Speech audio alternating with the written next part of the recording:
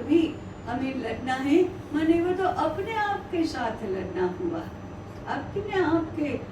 अपने आप को अंदर से शुद्ध करना, परिष्कृत करना, साफ करना, और बाद में बाहर की परिस्थिति को ठीक करना, और फिर हमारी लाइन बड़ी करना अब्राहमिक विचारधारा से, और हमारी चिर पुरातन नित्य नूतन ऐसी सनातन विचारधारा को हमारे व्यष्टि से लेकर सृष्टि तक के समस्त परमात्मा के विश्व रूप को भारतीय विचार के अधिष्ठान पर व्यवस्थित करना, ये हमारे सामने चुनौती है। आज के युद्ध का ये स्वरूप है। उस युद्ध में हम पार्टी है, हम एक पक्ष हैं, हमारा धर्म का पक्ष है, हमारा संस्कृति का पक्ष है, हमारा सत्य का पक्ष है, परंतु अधर्म, अपसंस्कृति और असत्य का पक्ष कम बलवान तो नहीं है। हमारा इननेट बल जो है वह आत्मबल है, सत्य का बल है, धर्म का बल है, लेकिन उसके पक्ष में हमें खड़ा भी तो रहना पड़ेगा। ऐसे ही हम कहेंगे सत्य अपने आप अपनी रक्षा करे, धर्म अपने आप अपनी रक्षा करे। कहीं कहीं छद्म बुद्धिवादी लोग कभी कहते हैं ना, मंदिर में मूर्ति की प्राण प्रतिष्ठा तो की है, उसकी हम पूजा कर रहे हैं, जब मुसलमान उसको तोड़ने के लिए आते हैं तो इस भगवान में अपना बल नहीं है कि वो अपनी रक्षा करे। ऐसा कुतर्क हम देते हैं। ऐसे ही ये भी है कि धर्म अपनी रक्षा कर लेगा, सत्य अपनी रक्षा कर लेगा, उसकी तो शक्ति होती है ना, आप कहते हैं तो ये तो सब, तो फिर हम क्यों उसका पक्ष ले? नहीं, ऐसा नहीं चलता। हमें धर्म के पक्ष में खड़ा रहना पड़ता है, सत्य का पक्ष लेकर खड़ा होना होता है। इसी के लिए हमारे सारे प्रयास चल रहे हैं। तो हमारा जो कार्य का स्वरूप होगा वो इसको पहचानना, इसी को अभी राजेंद्र जी ने शत्रुबोध और स्वयं बोध भी कहा था। तो शत्रुबोध का पता होना चाहिए, स्वयं बोध का भी पता होना चाहिए। आज कभी कभी क्या होता है, समस्याओं का विश्लेषण तो हम बहुत करते हैं और शत्रुओं का भी हम बहुत गुणगान करते हैं, नाम गुण संकीर्तन। अरे इन्होंने ऐसा कर दिया, इन्होंने मंदिर तोड़ दिए, इन्होंने अपने घरों को भ्रष्ट कर दिया, इन्होंने अपनी कुटुंब व्यवस्था समाप्त कर दी, समाज विघटित हो गया, हमारी राज्य व्यवस्था हमारी नहीं है, हमारा अर्थतंत्र हमारा नहीं है। ये क्या है? शत्रुओं की शक्ति का ही तो नाम गुण संकीर्तन हम कर रहे हैं। इसको करना, समझना, शत्रु ये सारे संकट को समझने के लिए तो ये करना, परंतु वहाँ हमारे पूरे प्रयासों का, पूरी शक्ति का 10% होना चाहिए, 5% होना चाहिए समझने के लिए कि किसके सामने हमें लड़ना है। शेष 80-90% शक्ति हमारी फिर बुद्धि शक्ति हो, कार्य शक्ति हो, योजना शक्ति हो, धन शक्ति हो, समय शक्ति हो, हमारी इसका उपाय क्या करना है, इस हमारी पंक्ति बड़ी कैसे करना है, इसको परास्त कैसे करना है, इसको अपने ठिकाने में कैसे लगाना है, और हमें किस प्रकार से अपने आधारों पर खड़ा रहना है, उसके लिए है। इसका मुख्य साधन, अनेक साधन है, मुख्य साधन शिक्षा है, ये हम पहले से ही कहते आए हैं और अनुभव भी कर रहे हैं। और एक तर्क भी, सीधा साधा तर्क भी कहता ही है, जो वाक्य हम हमेशा कहते हैं, जैसी शिक्षा वैसा व्यक्ति, जैसी शिक्षा वैसा समाज, जैसी शिक्षा वैसा राष्ट्र, जैसी शिक्षा वैसा देश, वैसा विश्व। हम सीख कर ही तो सब कुछ करते हैं। इसलिए हम शिक्षा को इस लक्ष्य के साथ अपने कार्य का क्षेत्र बना रहे हैं। तो ये हमें स्मरण करना है। हर व्यास पूर्णिमा को हम इस विषय को ही, इस विचार को ही पुनः पुनः स्मरण में लाते हैं, क्योंकि स्मरण करने जैसा महत्वपूर्ण, रोज रोज स्मरण करने जैसा ये विषय है। याद रखो हम किस शत्रु से लड़ रहे हैं, याद रखो हम क्या हैं, याद रखो हमें क्या करना। तो ये हमारा मूल उद्देश्य, प्रयोजन, ये हमारा लक्ष्य, टारगेट हुआ। लक्ष्य नहीं, ये टारगेट है। परंतु हमें करना क्या है, हमारा इधर का लक्ष्य क्या है, प्राप्तव्य क्या है। हम सबने इसके पूर्व भी सुना है, हमारी 60 वर्षों की योजना है। अब वो 100 वर्ष की भी हो सकती है, 50 वर्ष की भी हो सकती है, परंतु कार्य की रचना करते समय कुछ न कुछ एक योजना निश्चित रूप से करनी होती है। तो हमारी 60 वर्षों की योजना है। इसके 12-12 वर्षों के 5 तप हैं। उन 5 तपों के नाम हम जानते ही हैं। नैमिषारण्य है, लोकमत परिष्कार है, कुटुंब सुदृढ़ीकरण है, शिक्षक निर्माण है और गुरुकुल का संचालन है। ये एक के बाद एक भी होंगे और एक साथ भी 5 होते रहेंगे। नैमिषारण्य माने इस देश के विद्वानों को विद्वानों का ध्रुवीकरण करना राष्ट्रीय शिक्षा के मुद्दे पर। इस देश के विद्वत क्षेत्र की यदि हम बात करें तो विद्वान शब्द से तो हम परिचित हैं, परंतु विद्वानों को आचार्य बनना ही पड़ेगा और ऋषि भी बनना पड़ेगा। ऋषि हैं, विद्वान हैं, आचार्य हैं, कुलपति हैं। ये हमारी ऐसी मूल्यवान आधारभूत संस्थाएं हैं जिनके कारण से हमारे देश में ज्ञान विज्ञान का विकास हुआ है। और हमारा देश यदि चिरंजीव है तो वह ज्ञाननिष्ठ होने के कारण से है। हमने हमारी सभी समस्याओं का हल, सभी प्रश्नों का उत्तर ज्ञान में खोजा है।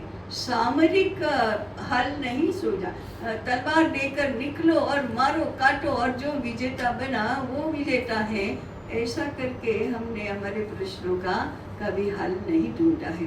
कूटनीति से, पॉलिटिक्स में नहीं ढूंढा है, अर्थ क्षेत्र में नहीं ढूंढा है, हमने ज्ञान में ही जीवन से संबंधित सभी प्रश्नों का हल ढूंढा है। इसलिए भारत में ज्ञान विज्ञान की उपासना, ज्ञान विज्ञान, ज्ञान की साधना, ज्ञान की सेवा, ज्ञान की रक्षा, ये सबसे प्रमुख बात रही है और सबसे अहम स्थान में रखती है। सबसे पहला स्थान और मान ज्ञान क्षेत्र का है। इस ज्ञान क्षेत्र का मूल आधार जो है उसको ही हमारे ज्ञान क्षेत्र में ऋषि संज्ञा दी गई है।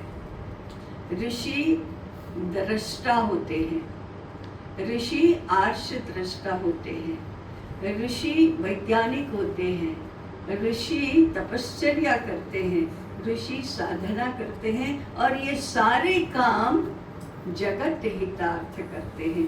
अपने लिए नहीं करते, जगत के हित के लिए करते हैं। और सूत्र ये समझते हैं जगत का हित और स्वयं का मोक्ष, और फिर उसका अर्थघटन करते हैं जगत का हित करने के माध्यम से ही स्वयं का मोक्ष होता है। नहीं तो अकेले मोक्ष साधना वो मोक्ष होता ही नहीं है, प्राप्त होता ही नहीं है। हमें तो जगत का हित करना है। इस कामना से दृष्टा, वैज्ञानिक, तपस्वी, ज्ञान साधक, ऐसा ऋषि हमारे संपूर्ण ज्ञान क्षेत्र का आधार है और साथ में संपूर्ण समाज जीवन का या राष्ट्र जीवन का भी आधार बनता है। आज हमको लगता है ये तो 21वीं शताब्दी में, कलयुग में हो ही नहीं सकता न ऋषि, विद्वान तो भी ठीक है। हम तो संकोच में अपने आप को विद्वान कहते नहीं, और विद्वान को देखते तब भी हमको लगता है अच्छा ये विद्वान है क्या, ऐसा लगता है। क्योंकि क्या कर रहे हैं विद्वान, ऐसी यूनिवर्सिटीज हमारे यहाँ है जो पश्चिम को ही पश्चिम को मानती है और अपने देश की शिक्षा व्यवस्था कैसी होनी चाहिए वो करती नहीं। परंतु हमारे विचार के क्षेत्र में, हमारे प्रयास के क्षेत्र में ये ऋषि कौन है, ऋषि का व्यक्तित्व कैसा होता है, ऋषि बनने के पथ पर कोई अग्रसर हो सकता है क्या? आज कलयुग में भी जो विश्व के संकट दूर करने के लिए जो मुख्य मूल स्रोत है, ऐसे ऋषि संभव है क्या? हम ऐसे व्यक्ति को ढूंढकर उसका अनुनय विनय करके ऋषि बनने की ओर, अधिक तपस्या करने की ओर किसी को प्रवृत्त कर सकते हैं क्या? ये देखना होगा। और आचार्य, ये तो बहुत ही बड़ी आवश्यकता है। आचार्य की व्याख्या क्या की गई है, अब बहुत लोग इसमें जानते ही हैं। आचिनोति ही शास्त्रार्थान आचार्य स्थापयत्युत स्वयं आचरति नित्यं स आचार्य प्रचक्षते। आचार्य किसको कहते हैं? आचिनोति ही शास्त्रार्थान, मैंने वो शास्त्रों के अर्थों में से चयन करता है। इसका अर्थ है शास्त्रों का अध्ययन तो करता ही है। ऋषि शास्त्रों का निर्माण करते हैं, विद्वान शास्त्रों का अध्ययन करते हैं, परंतु उन विद्वानों में से आचार्य ऐसा विद्वान है जो शास्त्रों में से उपयोगी है ऐसे अंशों का चयन करता है। किसके लिए उपयोगी? अध्येताओं के लिए, छात्रों के लिए उपयोगी। इसमें से क्या क्या है उसका चयन करता है। सबको, सामने वाले अध्येता को जो है वो सब सिखा देना ऐसा नहीं होता है। उपयोगी जो है वो सिखाने का चयन करता है, केवल छात्रों के लिए नहीं। आज की स्थिति में, आज देश की जो स्थिति है, समाज की जो स्थिति है, उसमें क्या सिखाना आवश्यक है, महत्वपूर्ण है, ये तय करता है। आज के विश्व स्थिति के संदर्भ में क्या सिखाना है वो तय करता है। अभी दो शब्द आपने सुने थे ना, युगानुकूल और देशानुकूल। वेद काल से लेकर आज तक के हमारे शास्त्र ग्रंथ तो असंख्य हैं, परंतु उनको युगानुकूल प्रस्तुति में ढालना ये आवश्यक है। विश्व में इतना ज्ञान के क्षेत्र में हो रहा है, उसमें से हमारे लिए आवश्यक क्या है, विश्व के कल्याण के लिए आवश्यक क्या है, विनाशक क्या है, कौन से शास्त्र विनाशक है, कौन से विचारधारा विनाशक है, कौन सी दृष्टि विनाशक है, कौन से उद्धारक है, कौन से आज उपयोगी है, ये सारा विमर्श करके जो चयन करता है कि समाज के लिए, राष्ट्र के लिए, विश्व के लिए, अध्येता के लिए, इसके लिए, उसके लिए, इस समूह के लिए, इस समूह के लिए क्या उपयोगी है, क्या देना चाहिए, इसका जो चयन करता है। आचिनोति ही शास्त्रार्थान, किस रूप में देना चाहिए, किस पद्धति से पढ़ाना चाहिए, देना चाहिए। ये जो कहीं सर्वजन समाज के लिए होगा तो लोक कथा के माध्यम से देना पड़ेगा, या साहित्य अभिजनों के लिए साहित्य, उपन्यास, कविता, चित्रकला, इसके माध्यम से देना होगा, संगीत के माध्यम से देना होगा, और यदि विद्वज्जन है तो शास्त्रों की पुनः प्रस्तुति करनी होगी। ऐसे किस रूप में इसको प्रस्तुत करना, ये है आचिनोति ही शास्त्रार्थान। ये जानने वाला विद्वान आचार्य होता है। फिर वो तरीके ढूंढ निकालता है कि आचार में स्थापना कैसे होगी। इसका अर्थ है लोकमत परिष्कार, जो हमने कहा ना कि सर्वजन समाज के मानस में इसको कैसे डालना। हीनता बोध से ग्रस्त यदि समाज का मानस है तो उसका हीनता बोध दूर करके इसमें इस कल्याणकारी ज्ञान की स्थापना कैसे करना, ये जो करता है आचार्य स्थापयत्युत, ये आचार्य है। और स्वाभाविक है, स्वयं आचरति नित्यं, स्वयं तो इसका आचरण पहले करता है। श्रद्धा, कन्विक्शन और कृति, अगर मैंने जो पढ़ा, मैंने जो जाना, उसमें मेरी श्रद्धा ही नहीं बनी तो कोई लाभ ही नहीं है। अश्रद्धा बनी तो मेरे आचरण में नहीं आई तो भी परिणामकारी तो नहीं होने वाला है, क्योंकि कृति चिंतन जब कृति में उतरता है तभी तो लाभ होता है, तभी तो परिणाम मिलता है। तो ऐसे आचार्यों की आवश्यकता है, ऋषि और आचार्य। और फिर पूरा का पूरा हमारा समूह किस प्रकार उसकी नीति निर्धारण करना, स्ट्रेटेजी, प्लानिंग, पॉलिसी, ये सब निर्धारण करने का काम कुलपति का है। ऐसे लोग हमें चाहिए। आज ये सारे शब्द प्रचलन में तो है, परंतु उनके भारतीय अर्थ नहीं है। आज के संदर्भ में उसका क्या अर्थ होता है, इसका विचार विमर्श नहीं होता है। तो हमें पहले ग्राउंड तैयार करना, हमारी बुद्धि का, हमारे मानस का, हमारी कृति का, हमारी रचनाओं का इस प्रकार से सही आधारों पर स्थापना करना, ये काम हम पहले से करते आए हैं। और इसलिए हमारे विद्यापीठ की कल्पना इस ऋषि से लेकर नीचे के नीचे जो कृषक हैं, जो सुतार हैं, जो कारीगर हैं, जो व्यापारी, वहाँ तक भारतीय ज्ञान का स्रोत, भारतीय ज्ञान की गंगा की गंगोत्री अगर ऋषि हैं तो उसका लाभ ठेठ कारीगर वर्ग को, जो रोज रोज काम करता है, सर्वजन समाज का योगक्षेम चले, इसलिए वहां तक कैसे पहुंचेगा, इसकी रचना करने वाला विद्यापीठ होना चाहिए। हमारे चिंतन सत्रों में राम विद्यापीठ की कल्पना हमने ऐसी ही की, और उसके अंग स्वरूप पितामही विद्यापीठ भी चले और व्यास विद्यापीठ भी चले, ऐसी कल्पना की। हमने चिट्ठी के अंकों में आपने पढ़ा भी होगा कदाचित कि ऐसे ऐसे विद्यापीठों की हमने कल्पना करनी चाहिए, जैसे कुबेर विद्यापीठ, विश्वकर्मा विद्यापीठ, श्रीनिधि विद्यापीठ, गृह विद्यापीठ, जो हमने पितामही विद्यापीठ के रूप में किया ही है। ऐसे आज के संदर्भ में आज की यूनिवर्सिटी हमारा मॉडल नहीं है।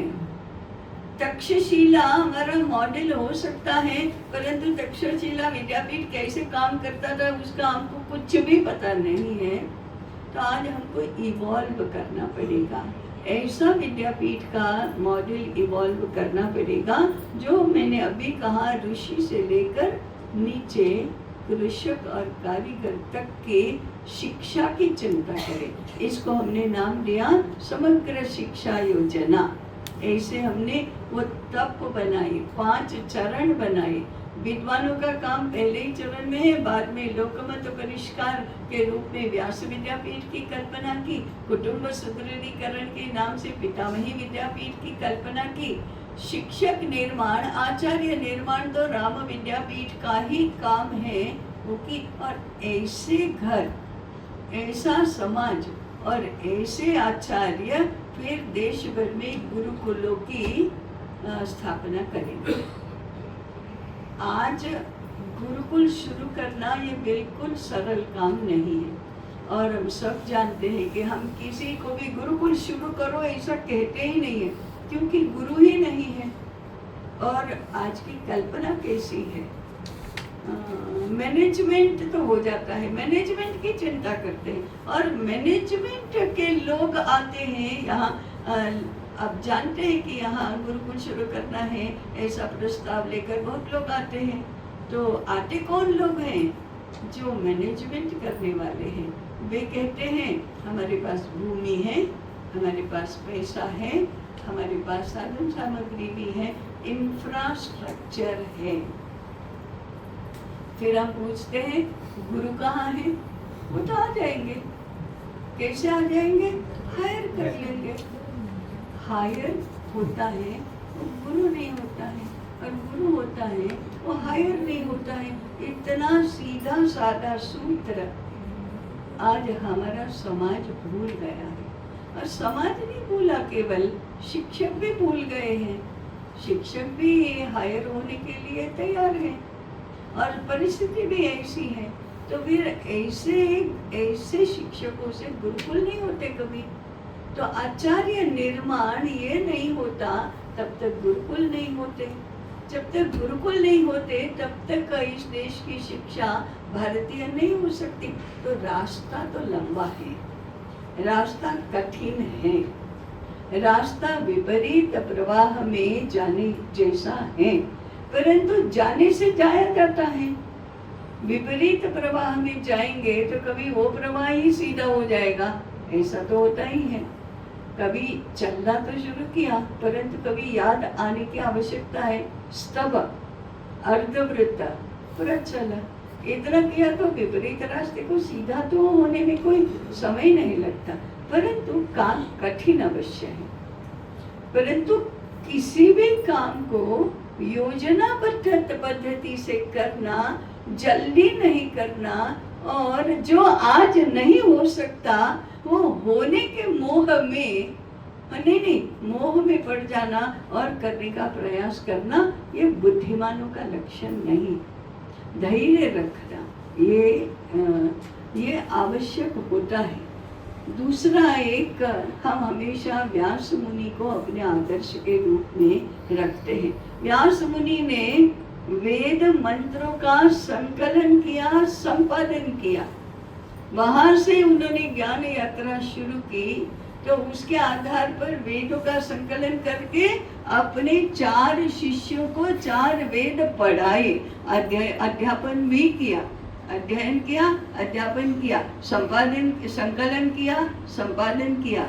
उसके बाद उसको समाज के सभी ज्ञान क्षेत्र के सभी वर्गों के लिए उपयोग में आ सके, उस प्रकार से उसकी प्रस्तुति की। तो उन्होंने ब्रह्म सूत्र की भी रचना की, उन्होंने महाभारत ग्रंथ की भी रचना की, उन्होंने भगवद गीता की भी रचना की, और उन्होंने पुराणों की भी रचना की। व्यास स्मृति भी है, आज जिसको हम 16 संस्कार कहते हैं वे व्यास स्मृति में है। तो व्यास स्मृति भी बनाई। तो वेद हो, उपवेद हो, वेदांग हो, व्यास शिक्षा भी है। शिक्षा माने उच्चारण शास्त्र, वह भी है। तो वेद, वेदांग, उपवेद, सूत्र, भाष्य और व्यास भाष्य भी है। दर्शन, उपनिषद, इतिहास ग्रंथ, महाभारत, पुराण, इतने सभी प्रकारों में उन्होंने ज्ञान क्षेत्र में पराक्रम पुरुषार्थ किया। ऐसे व्यास मुनि माने सभी आयामों का विचार हमें भी करना होगा, तभी जाकर समग्रता में, जब तक हम विचार नहीं करेंगे, कार्य नहीं करेंगे, तब तक तो होगा नहीं। तो इस सभी प्रकार के कार्य हमारे इन 5 चरणों में हैं, तभी जाकर हमारे ये ज्ञान क्षेत्र में कुछ काम में कुछ फल मिलेगा, परिणाम मिलेगा। क्या होता है कि अगर स्ट्रैटेजी नहीं रही, अगर योजना नहीं रही, अगर व्यास मुनि का एक लक्षण है विशाल बुद्धि। विशाल बुद्धि माने दूर की देखना और समग्रता में देखना, ये भी नहीं रहा तो आज भारतीय शिक्षा हो, भारतीय संस्कृति हो, भारतीय ज्ञान धारा हो, इसमें काम करने वालों की संख्या कम नहीं है। हजारों लाखों लोग व्यक्तिगत रूप में, संस्था के रूप में, संगठनों के रूप में काम तो कर ही रहे हैं। जीवन समर्पित करने वाले कार्यकर्ताओं की कमी नहीं है। श्रद्धा और विश्वास के साथ काम करने वालों की भी कमी नहीं है, बल्कि उनके आधार पर कुछ अभी टिका भी है। नहीं तो जैसे अमेरिका यूरोप बन गया है, ऑस्ट्रेलिया यूरोप बन गया है, ग्रीस और रोम समाप्त हो गए, ऐसे हम भी समाप्त हो जाते। परंतु नहीं, ऐसा नहीं है।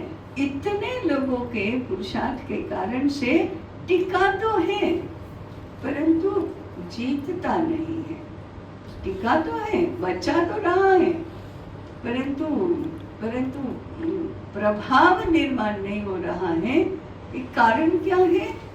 दूर की देखना, समग्रता में देखना, धैर्य पूर्वक लगे रहना और छोटी से छोटी बात भी परिष्कृत ही रूप में लेना, ये नहीं कर रहे। हम जल्दी हो जाती हैं और पूर्ण रूप में नहीं। उदाहरण के लिए चाइल्ड एजुकेशन की चिंता करेंगे, बाल संस्कार की चिंता करेंगे, परंतु इन सबका स्रोत जो यूनिवर्सिटी है, सबका स्रोत जो रिसर्च है, सबका स्रोत जो शास्त्र की प्रस्तुति है, उसकी चिंता नहीं करेंगे।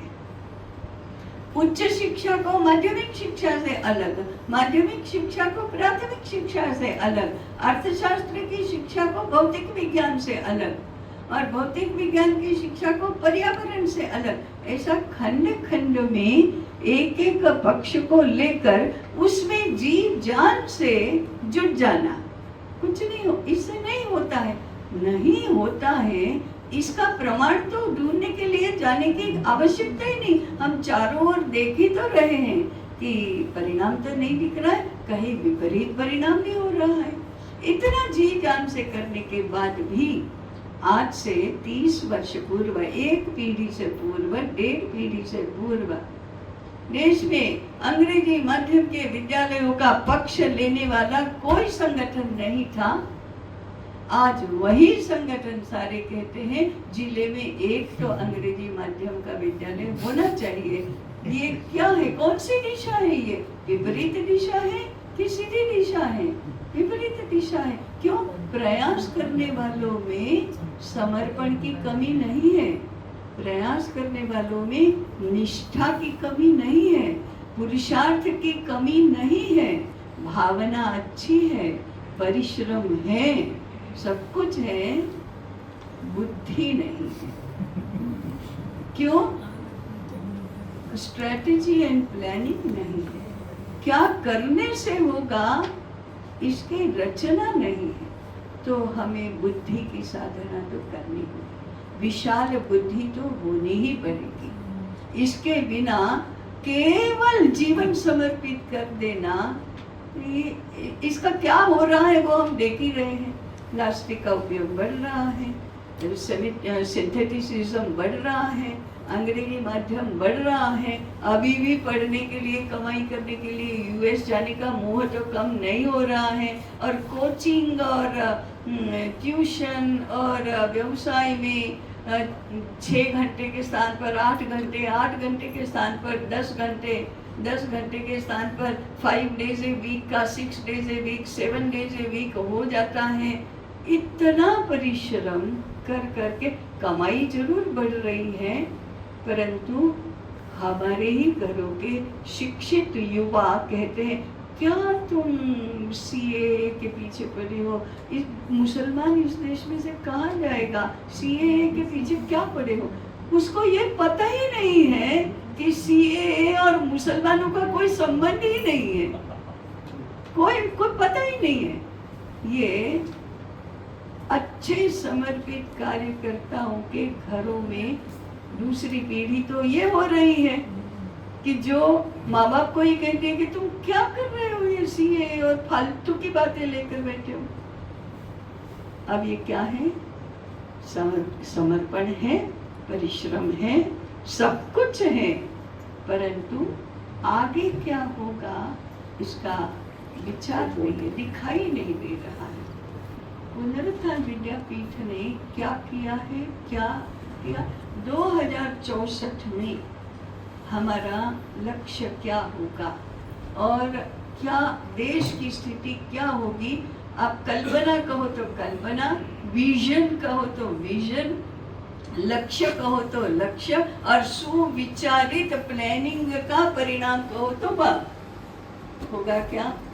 इस देश में जितने भी विद्या केंद्र चलेंगे, फिर वो कुटुंब में चले, गृह गुरुकुल के रूप में, या लोक शिक्षा में के चले, समाज क्षेत्र में चले, विद्यापीठों में चले, विद्यालयों में चले, जहाँ भी शिक्षा के केंद्र होंगे वे सारे शुद्ध भारतीय ज्ञान धारा की शिक्षा देंगे। इस देश को भारतीय ज्ञान के आधार पर चलना चाहिए, तो इनका केंद्र तो विद्यालय होंगे।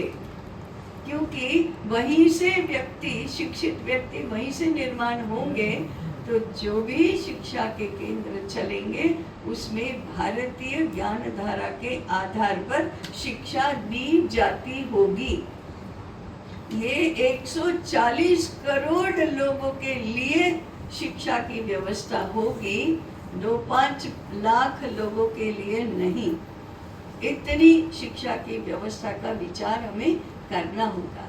तो ऐसे जितने भी विद्यालय होंगे भारतीय होंगे, परंतु भारतीय नहीं है ऐसे भी तो लाखों विद्यालय अभी चल रहे हैं, वो कहाँ जाएंगे? तो दूसरा है, ये अपने आप को रूपांतरित करेंगे, अपने आप को भारतीय ज्ञान देने वाले विद्यालयों में रूपांतरित करेंगे। बदलने की आवश्यकता होगी तो पाठ्यक्रम बदलेंगे, पाठ्य पुस्तकें बदलेंगे, पाठ्य विषय वस्तु बदलेंगे, पठन पाठन पद्धति में भी बदलेंगे। वो स्वायत्त शिक्षा में अपने आप को रूपांतरित करेंगे। मैनेजमेंट ट्रस्टी कुल नहीं चलेगा, वो गुरुकुल चलेगा। तो ट्रस्टी सारे अपने आप के संचालन के सारे अधिकार आचार्यों के हाथ में देंगे। आचार्य लेंगे भी, अभी तो ट्रस्टी भी देने के लिए तैयार हो जाए तो आचार्य लेने के लिए तैयार नहीं है, वो आचार्य लेंगे, अर्थनिरपेक्ष शिक्षा में रूपांतरित करेंगे। कहने का तात्पर्य है जो अभी पश्चिम की व्यवस्था में चल रहे हैं वे सारे अपने आप को रूपांतरित करके भारतीय बनेंगे। पुनरुत्थान विद्यापीठ और उसके द्वारा संचालित गुरुकुल इनको सहायता करेंगे, मार्गदर्शन करेंगे। और जो अपने आप को नहीं रूपांतरित करना चाहेंगे, नहीं हमारा तो यही ठीक है, हार्वर्ड का ये एक्सपेंशन है, ऐसा ही करना चाहते हैं, उनकी दो ही गति होगी। या तो ये म्यूजियम पीस बनेंगे, हमको भी देखना चाहिए ना कि 10 पीढ़ियों से ये कहाँ विद्यालय, कहाँ शिक्षा प्राप्त कर रहे थे हम। हाँ, ये है ऑक्सफोर्ड का प्रतिनिधि सैंपल, कैम्ब्रिज का सैंपल, हार्वर्ड का सैंपल, नॉर्थ कैरोलिना की यूनिवर्सिटी का सैंपल। तो ऐसे म्यूजियम पीस के रूप में चलेंगे। और कुछ जो अपने आप को म्यूजियम के ही विषय बनाना चाहते हैं वे उसमें पढ़ेंगे, पढ़ाएंगे। ठीक है, अजनबी की तरह हम जू भी तो देखने के लिए जाते ही है ना, ऐसे ये होंगे। परंतु दूसरी गति क्या होगी, ये बंद हो जाएंगे। हम कोई ऐसे बुद्धि न लिए, वक्त नहीं है कि इनको तोड़ेंगे, जलाएंगे, ग्रंथालय नष्ट करेंगे, मार देंगे, ऐसा नहीं है। वे ऐसे बंद होंगे कि कोई उसमें जाएगा नहीं, तो फिर वो सरकारी दफ्तरों में रूपांतरित हो जाएंगे, वो नहीं चलेंगे। ये विजन है, ये हमको देखना आना चाहिए। इस देश में ये संभव है, ऐसा मानना चाहिए। और ऐसा तो नहीं हो सकता, ऐसे कैसे नहीं हो सकता? इस देश की आयु कम से कम ज्ञात इतिहास में 10,000 वर्ष है। तो ऐसे तो बहुत सारे संकट पहले भी आए हैं और सारे संकटों को पार उतरे ही है, हमारे पूर्वज ही पार उतरे हैं। अगर हमारी नसों में उनका ही रक्त बह रहा है तो ये भी पार उतरेंगे ना, ये भी होगा। संभव है, संभव होगा। और भारत में ऐसा नहीं होगा, ऐसा हम कह ही कैसे सकते हैं? भारत में नहीं होगा तो कहाँ होगा? एक बार हमारी गोष्ठी के समापन में पूजनीय सरसंघ चालक जी ने कहा था कि देखो ये काम तो होना ही है। मैंने गोष्ठी के ही समापन में कह रहे थे और ये 60 वर्षों की योजना के संदर्भ में ही वो कह रहे थे, देखो ये तो होने वाला है। क्यों होने वाला है? अभी कलयुग ही 4,32,000 वर्ष का होता है और अभी तो ये 5,123 वर्ष हुए हैं। तो दुनिया को अभी जीना है, प्रलय तो नहीं आया है। अगर प्रलय नहीं आया है और दुनिया को ठीक ठाक जीना है तो फिर वो तो भारत की पद्धति से ही जिया जाएगा ना। इसलिए भारत को भी जीना ही है। और वो कब जिया जाएगा? भारत को भारत बनना पड़ेगा, तभी विश्व की भी स्थिति ठीक रहेगी। भारत बचा रहेगा तभी तो विश्व भी बचा रहेगा। तो इसके लिए भारत को भारत बनना है। अब भारत को भारत बनाने की यदि 60 वर्ष की योजना है तो भले ही 100 वर्ष लगे, लेकिन ये तो होना ही है। आपको और हमको तय करना है कि हमें इसमें सहभागी बनना है कि नहीं बनना है, या फिर अरे नहीं ये तो नहीं हो सकता, क्या फालतू की बात है, 100 वर्ष की बात, 60 वर्ष की बात किसने देखी है। अच्छा ऐसा लगता है, ठीक है, भगवान आपको भला करे, ये तो होने ही वाला है। ऐसा हमको देखना होगा, ऐसा हमको दृढ़ विश्वास भी रखना ही होगा। ये लॉजिक से भी ऐसे ही होगा और ये श्रद्धा से भी ऐसा ही होगा। ये हमारे हृदय में स्थापित होना चाहिए, तभी ये होगा, तभी हमारे कार्य की दिशा बनी रहेगी, सही रहेगी। तो ऐसा जो लक्ष्य है वो तो ये है, अब स्थिति है वो ये है, लक्ष्य है वो ये है, इसके बीच का मार्ग हमारे 5 तप हैं, 5 तपों का ये दूसरा तप चल रहा है। इसको कैसे करना, इसकी योजना हमको बनानी। 5 तपों की योजना बनी, अब 1 तप की योजना ज़्यादा विस्तार से होगा, 12 वर्ष की योजना, फिर 5 वर्ष की योजना थोड़ा और विस्तार से होगी, फिर 1 वर्ष की योजना। और हम सबको पता है कि हम ऐसे ही करते हैं, समग्र के परिप्रेक्ष्य में छोटे अंश का विचार करना, उस परिप्रेक्ष्य को कभी नहीं भूलना, यानी विजन तो सामने रखना ही, रहना ही, और हमें ये लक्ष्य प्राप्त करना है। इसके लिए यहाँ से वहाँ तक का हमारा मार्ग कैसा होगा, हमें क्या कौन से पड़ाव होंगे, कितने समय में कितना काम करना होगा, आगे का कैसे सोचना और समग्रता में व्याप्ति में कैसे सोचना, ऐसा हमारा विजन हमको बढ़ाना होगा। तो ये हमारे अध्ययन का स्वरूप ये रहेगा। हम विभिन्न संकायों में अध्ययन की योजना बना रहे हैं, हम सब अध्ययन कर भी रहे हैं, तो हमारे अध्ययन को ये आयाम होना चाहिए, ये हमको करना है। और हम इस रूप में, इस संदर्भ में हमारे एक अध्ययन संकाय को देखें, हमारे एक अध्ययन के विषय को भी देखें, उस विषय के स्वरूप को भी देखें, उसकी पद्धति को भी देखें, छोटे से छोटी बात कैसे ही इसमें कंट्रीब्यूट करती है वो समझे, ये अध्ययन का स्वरूप है। अभी एक उल्लेख हुआ था, उतना कहकर मैं बात पूरी करूंगी कि हम व्यवस्था को भी शैक्षिक रूप में रूपांतरित करना चाहते हैं। माने क्या हुआ है, अभी देश भर में ये ब्रिटिश शिक्षा के प्रभाव में और खंड खंड में एक भाग को दूसरे भाग से अलग देखने के अभ्यास में हम मैनेजमेंट अलग और शिक्षा अलग, ऐसा हम सोचते हैं, कार्यालय अलग और क्लासरूम अलग, ऐसा हम सोचते हैं, व्यवस्था अलग और शिक्षा अलग, ऐसा हम सोचते हैं। ऐसे 2 भाग कभी नहीं रहे हमारे देश में। जिसको जो कार्य करना है उस कार्य से संबंधित सारी बातें उस कार्य का ही हिस्सा होती हैं, ये इसके पीछे की दृष्टि है। इसलिए जो भी विद्यापीठ में जो भी काम होगा वो शैक्षिक ही होगा, क्योंकि यह विद्या का पीठ है।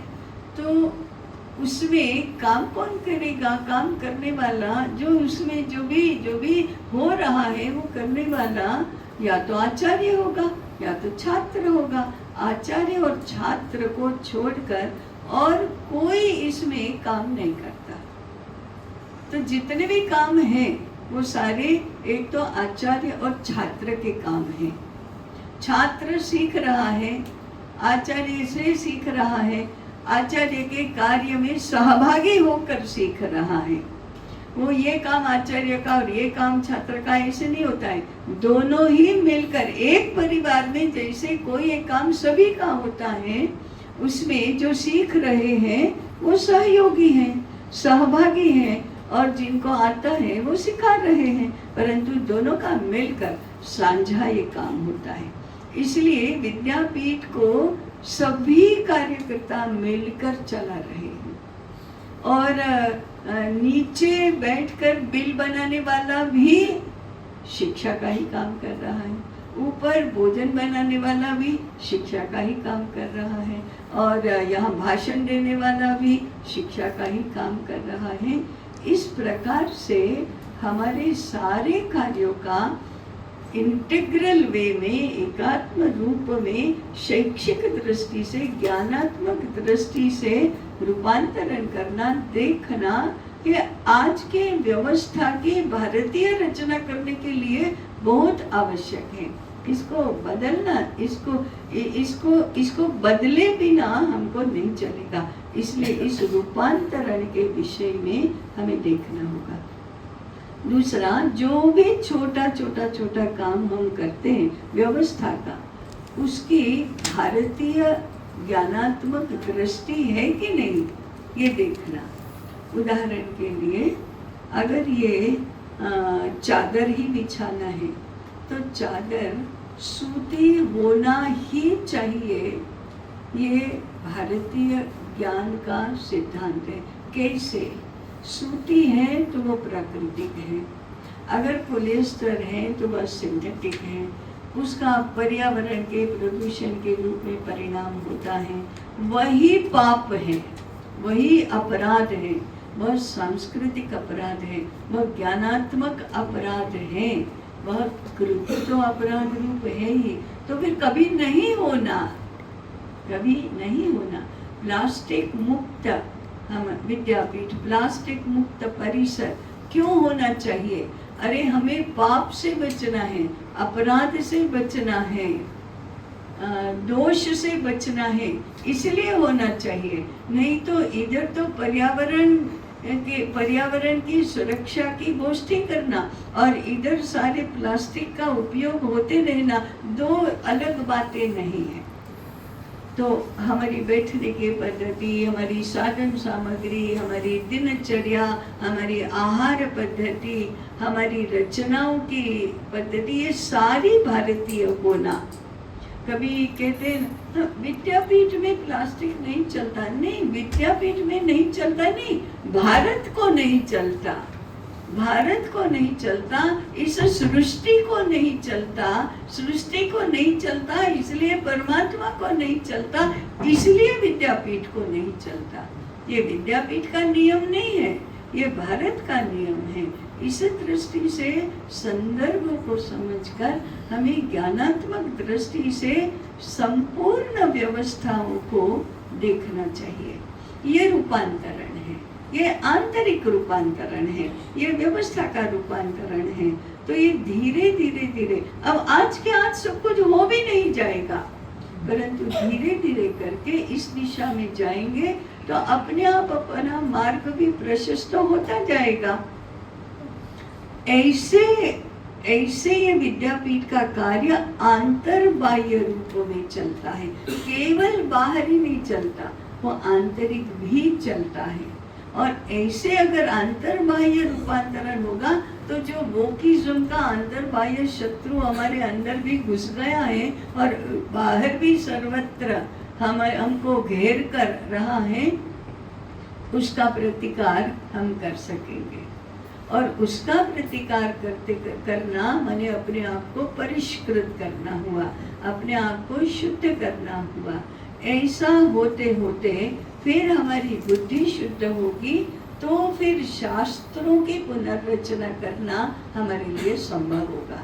जैसे त्रिवर्ग पुरुषार्थ हमारी सारी शिक्षा की रचना का आधार होना चाहिए।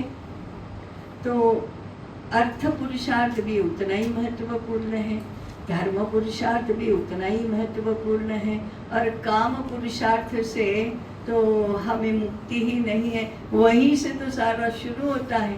परमात्मा के काम संकल्प से विश्वरूप प्रकट हुआ, वही संसार है और संसार का हम हिस्सा हैं। तो काम संकल्प तो हमारे सभी के मन में इच्छा बनकर रहा है। वही तो प्रेरणा है अर्थ प्राप्ति की।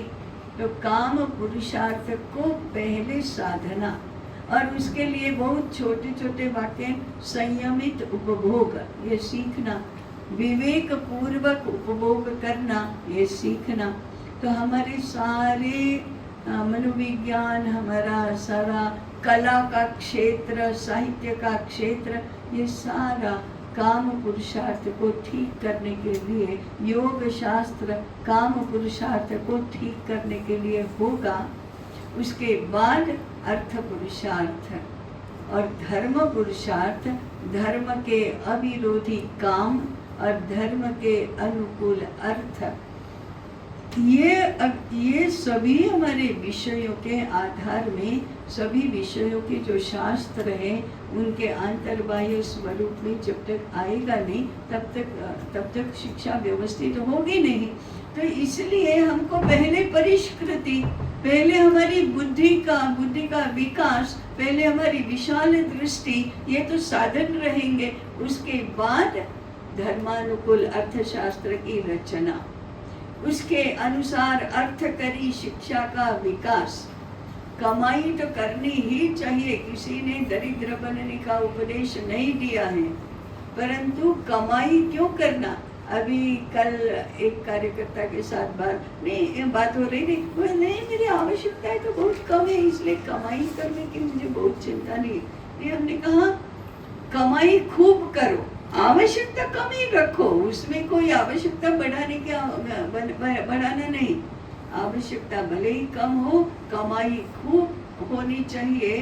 खूब कमाई करने के बाद दान करो। शतहस्त्रेण आहर सहस्रेण संगिर, बांटो, दान करो, तब आप अपने आप में जरा महत्वपूर्ण अपने आप को मानने लगोगे, हाँ मैं दे भी सकता हूँ। तो समृद्धि तो चाहिए, अभ्युदय तो चाहिए, इसके लिए अर्थ पुरुषार्थ की साधना चाहिए। इसके लिए काम पुरुषार्थ को संयमित उपभोग, विवेकपूर्ण उपभोग के रूप में सीखना चाहिए, और धर्म पुरुषार्थ का नियमन दोनों के लिए चाहिए। ऐसे त्रिवर्ग पुरुषार्थ के आधार पर हमारे संपूर्ण शिक्षा क्रम की रचना होना वही अभ्युदय और निश्रेयस का मार्ग है, और उसी से परम वैभव तक पहुंचा जाता है। ऐसे जिसको कहते हैं ना कॉन्क्रीट, ठोस रचना करो। भावात्मक खाली इच्छा करना कि परम वैभव प्राप्त हो, ऐसे नहीं होता। ठोस रचना करना, तो ठोस रचना के लिए शास्त्रों के एक दूसरे के साथ का संबंध समझना, और उसके मूल तत्व क्या है वो भी समझना, ऐसा समझने वाले आचार्यों का निर्माण करना, ऐसा समझने वाले विद्वज्जन होना, और इस प्रकार से अध्ययन अध्यापन करने वाले छात्र और आचार्य होना, ये सब तो इसके लिए होना पड़ेगा। ये नहीं होगा तो फिर कैसे गुरुकुल बनेंगे और कैसे शिक्षा भारतीय होगी। तो कोई 4 श्लोक सिखा देने से तो भारतीय नहीं होती। तो ऐसे शिक्षा को भारतीय होने के लिए इतना बड़ा फलक है, इससे कोई भय खाने की आवश्यकता नहीं है, विश्वास की आवश्यकता है कि ऐसा होने ही वाला है, ऐसा होगा ही, और करने से होगा। इतना सूत्र अपनाएंगे तो धीरे धीरे धीरे करके ये होता जाएगा और एक दिन हो जाएगा। तो भारत का भाग्य तो ऐसा है ही। हमारा भाग्य हम भारत के भाग्य के साथ जोड़ दें तो हमें पुरुषार्थ करने के लिए प्रेरणा भी पर्याप्त रूप में मिलेगी। ऐसी बातों का स्मरण करने के लिए, समझने के लिए व्यास पूर्णिमा का दिन होता है। व्यास मुनि ने क्या पराक्रम किया है, पुरुषार्थ किया है, ज्ञान के क्षेत्र में अतुलनीय है। ऐसा ही हमारा प्रेरणा स्रोत है, इसलिए हमें भी ऐसा समग्रता में काम करना है। किसी भी बात को ऐसी समुद्र तर्क से देखने की दृष्टि भी हमें उनकी कृपा से प्राप्त हो। ऐसी प्रार्थना करके मैं अभी विषय समाप्त करती हूँ। नमस्कार।